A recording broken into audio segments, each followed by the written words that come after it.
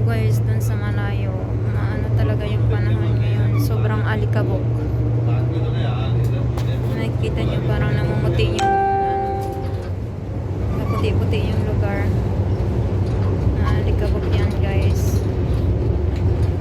Kapag ganyan yung itsura, maalikabok.